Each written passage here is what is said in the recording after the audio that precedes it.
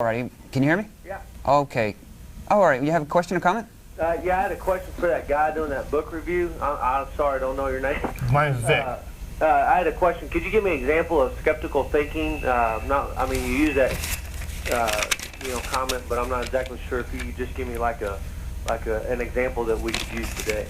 There was a chapter in here in which he describes what he calls the what was it, the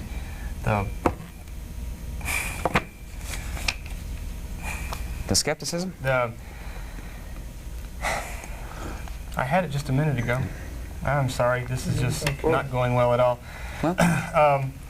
Here's the skeptic's toolkit is what he calls in here. He called it something else, but it's basically the skeptical toolkit. And if I can find it, I'll give it to you. Okay. Well, you had mentioned like astrology a while ago, and, yes. And like telecommunication or telekinesis or whatever. How do you?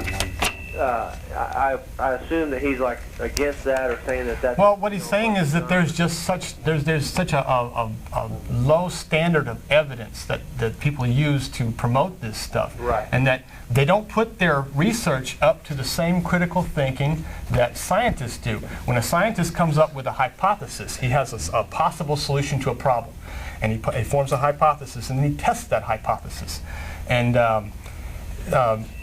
when he can't find a flaw with his hypothesis, he puts it up to other scientists, and they test it. And this goes the self-scrutiny and the peer scrutiny is relentless with scientists. I mean, they put it up because you want to make sure that your theories are right.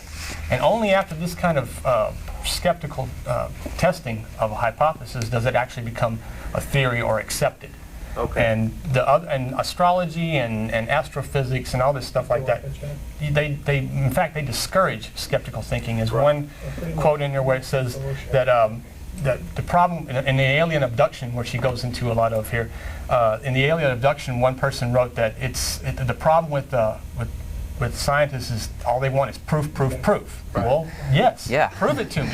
If you're going to make the contention, whether it's alien abductions or God or anything else, come up with some evidence. Show me something that backs up what you say.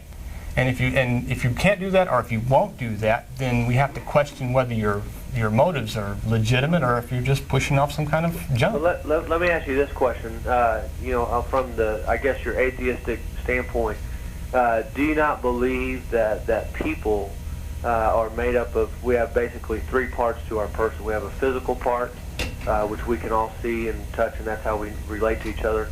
We would have a mental thinking process where our brain works, and that's how we come to conclusions. And would we not have a spiritual part to all of our bodies that just as our mental part, we have no proof there, but we would also have a spiritual part? I guess with skeptical thinking, I'm trying to use that same thought process to say that I think it would be pretty obvious to most of us that we have a physical, spiritual, and a mental body. What would be your take on that? How would you skeptically? Well, we obviously have physical bodies, right. And that most everything should be able to be explained by a physical or biological or scientific means. Okay. But as far as that spiritual type thing, you're talking about consciousness. You have an awareness of your surroundings and who you are and everything else, but that doesn't really constitute the spirit or the soul or anything like that. There's just no evidence to support that there is a physical being or a non-physical entity that can be a part of you or after you're dead that exists afterwards. There's just nothing to support that. Okay. Well, how would you support the essence of life? I mean, you skip the mental part, I guess, is what I'm saying. You skip you agree that I think we both agree we have a physical body. Right. Would you agree with me that we have a mental process that we cannot see, that is more? Well, a mental process we cannot see. We may not be able to see it with our eyes, but there is evidence to support mental process of biochemical electricity. Okay. And this is what causes this little miracle of evolution here that caused us to be able to become aware of our surroundings. Right. And gives us this consciousness, the ability to think. Okay. And well, okay. Let me just tell you where I'm coming from. I'm not, sitting there saying that you have to believe one certain way. You could believe. Many people believe in Buddha. Many people believe in, God or whatever. And I know that y'all are, I hear you coming against Christianity per se. But I guess what I'm asking you is, don't you think it would be realistic to state that just as our mental body, you're saying that there's biochemical reactions and things of that nature. That's still a physical form.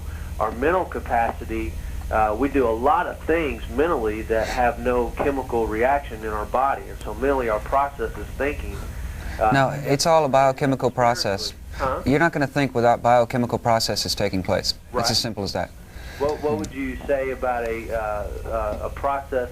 I guess what I'm saying is that spiritually, I think that to say that we don't have a spiritual side to all of our bodies is just as ludicrous to say that our mind doesn't function or that our body. I have a hard time saying that there is no supreme being. I don't care what you want to call it or what you particularly worship or whatever, but I'm trying to find out, how do you say that there is no spiritual side to our bodies? Easily, it's not defined clearly, first of all. Huh? You haven't clearly defined what a soul or a God is in the first place, and no one has. But besides that, the absolute lack of evidence, it's very easy to say that.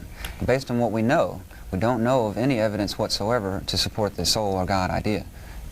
That's basically what Sagan is talking about. There's limited evidence to support, or there's actually no evidence to support anything outside the physical world. Then how is there proof? Let me just ask you a clear-cut question using your skeptical thinking. I love my wife or I love my girlfriend. There's a love there. There's no proof of that. There's no existence of that. It's just there. I think there's a lot of things in our life that we are not going to, science is not going to answer.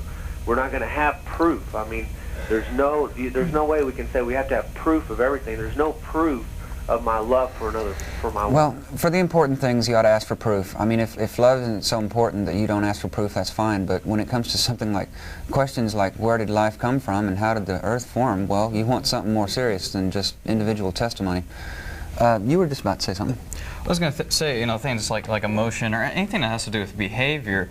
Behavior itself can't really be defined as physical things bouncing around, but can it be defined as a result of physical mental processes? Okay. Sure. I mean, not a single, if you're under a neural scan or however they do that, I don't think you can go through a single thought or single emotion without it being detected. Your neurons just light up. It is connected with the physical world.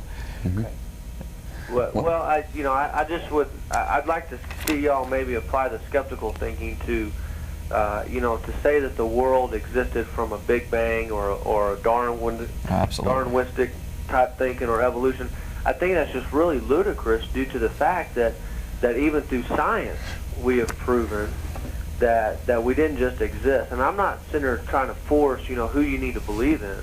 I'm just asking y'all to maybe, look and just acknowledge that there is some sort of spiritual plane out there, because spiritually that is a void that is in each of our lives. And if we just say that that's not there, then I think that we're doing disjustice to ourselves and to the public. Well, Sagan in his book put it best on page 12. Says, "For me, it is far better to grasp the universe as it really is than to persist in delusion, even no matter how satisfying or reassuring that may be." Okay. And there's just, well, okay. Excellent Thank quote. you for calling. Yeah, thanks a Yeah, lot for calling, and call us back.